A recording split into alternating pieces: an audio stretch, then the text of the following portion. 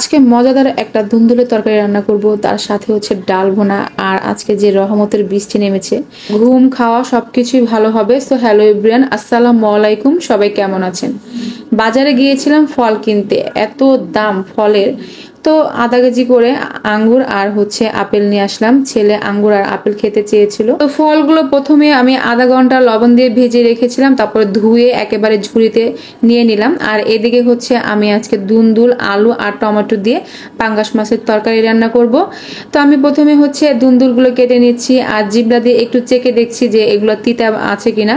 অনেক সময় দুন্দুল কিন্তু তিতা থাকে, তো এরকম জিবলা দিয়ে চেকে নিলে তিতা বা মিষ্টি বোঝা যায়। এটা আমার মার কাছ থেকে আমি শিখে নিয়েছি। এইদিকে তরকারিগুলো কাটা শেষ, আর আমি পাঙ্গাস মাছ আগে ভিজিয়ে রেখেছিলাম, তো ওগুলো কিন্তু ধোয়া ছিল। আর এখানে যে পাঙ্গাস মাছের তেলটা ছিল ওইটা আগেই চুলায় দিয়ে আমি তেল বানিয়ে নিয়েছি। তো মাছগুলো আমি হলুদ মরিচ লবণ দিয়ে মেখে এখন চুলায় ভাজতে দিয়ে দিব। এখানে কিন্তু কোনো প্রকার আমি অন্য তেল ব্যবহার করি না মাছ ভাজাতে। পাঙ্গাস মাছের তেল দিয়ে আমি মাছটা ভেজে নিচ্ছি। আসলে এক একজনের রান্না এক এক রকম, সবাই তো আর এক প্রসেসিং এ রান্না করে না, আর সবার রান্না কিন্তু একও হয় না। আর আমি যতটুকু রান্না পারি ততটুকুই আপনাদের সাথে শেয়ার করার চেষ্টা করি। সবাই তো আসলে একেবারে পারফেক্ট রাঁধুনি হয় না। এইদিকে আমি দুন্দুল আর আলু ধুয়ে আলাদা করে নিয়েছি, কারণ দুন্দুল কিন্তু পানি ছেড়ে দেয়, এর জন্য আলুগুলা আমি আলাদা রেখেছি। আলুগুলা আগে কষাবো। তো এদিকে হচ্ছে পেঁয়াজ মরিচ তারপর ময় মশলা দিয়ে ভালোভাবে কষিয়ে নিয়েছি। আর এখন হচ্ছে আমি আলুগুলো দিয়ে দিলাম। আলুগুলো দিয়ে একটু ভালোভাবে কষিয়ে নিব। আর আলুগুলো দিয়ে কষিয়ে নেওয়ার কারণ হচ্ছে যখন আমি দুন্দুলগুলো দিব তখন বেশি কষানো লাগবে না। এইদিকে আমি দুন্দুলটাও দিয়ে দিলাম, দিয়ে ভালোভাবে একটু কষিয়ে নিব। আর দুন্দুল কিন্তু একটু পরে পানি ছেড়ে দিবে। এদিকে বাসায় সরিষার তেল শেষ হয়ে গেছে, আপনাদের ভাইয়াকে বলেছিলাম সরিষার তেল নিয়ে আসতে। তো কাচের বোতলে আমি সরিষার তেল ঢেলে নিব। আর এই কাচের বোতলটা কিন্তু নিজের হাতে বানিয়েছি। আমরা যে সস খাইতাম সেই সসের বোতলটা আমি ফালাই নাই, ধুয়ে একেবারে পরিষ্কার করে এটাতে এখন সরিষার তেল রাখি। আমার বরাবরই একটা বাজে স্বভাব, আমি যে কোনো কাচের জিনিস দেখলে রেখে দেই, সেটাতে যে কোনো কাজে আমি খাটিয়ে ফেলি। তো এদিকে আমার দেখেন তরকারিটা কিন্তু কষানো হয়ে গেছে। আমি একটু টমেটো দিয়ে তারপর ঝোল দিয়ে দিলাম, অল্প পরিমাণ ঝোল দিয়েছি দুন্দুলের তরকারিতে।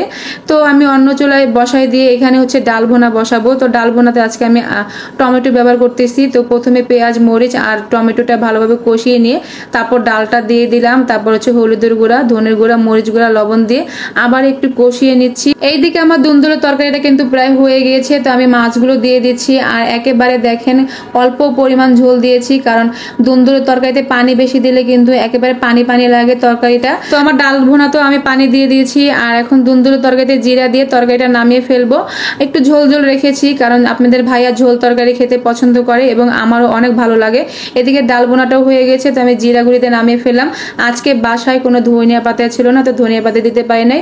এইদিকে বিকালে অফিসে চলে গিয়েছিলাম রান্না বান্না শেষ করে। এইদিকে অফিস শেষ করে বাসায় আসবো, দেখি যে প্রচুর পরিমাণ বৃষ্টি নামছে। এত পরিমাণ গরম থাকার পরে আল্লাহর অশেষ রহমতের বৃষ্টি নামছে। আর দেখেন মানুষ আসলে বৃষ্টির জন্য যাইতে পারছে না। মানে গরম থাকলেও সমস্যা, বৃষ্টি থাকলেও সমস্যা। বৃষ্টিতে মানুষ আটকে যাচ্ছে, বাসা যেতে পারছে না। আর গরম থাকলে প্রচুর গরমেতে মানুষ শেষ হয়ে যাচ্ছে। এইদিকে আমি রিক্সা দিয়ে আসার পরে দেখেন পুরা ভিজে গিয়েছি। আর আমার কেন জানি বৃষ্টির পানি শরীরে পড়ার পর আমার খুবই খারাপ লাগতেছিল। তো আপনাদের সাথে একটু শেয়ার করলাম। দেখেন রিক্সাতে আসার পর আমি পুরা ভিজে গিয়েছি। তো ফ্রেশ হয়ে খেতে বসে পড়লাম। এই যে দুন্দুলের তরকারিটা দেখেন আমি এই স্টিলের বাটিতে বেড়ে নিয়েছি, কারণ এটা দিয়ে তরকারি গরম করা যাবে, কড়াই লাগবে না। এদিকে খেতে বসে পড়লাম। আর এখন একটা বোম্বাই মরিচ নিয়েছি, কারণ দুন্দুলের তরকারি আমার কাছে কেন জানি মিষ্টি মিষ্টি লাগতেছিল।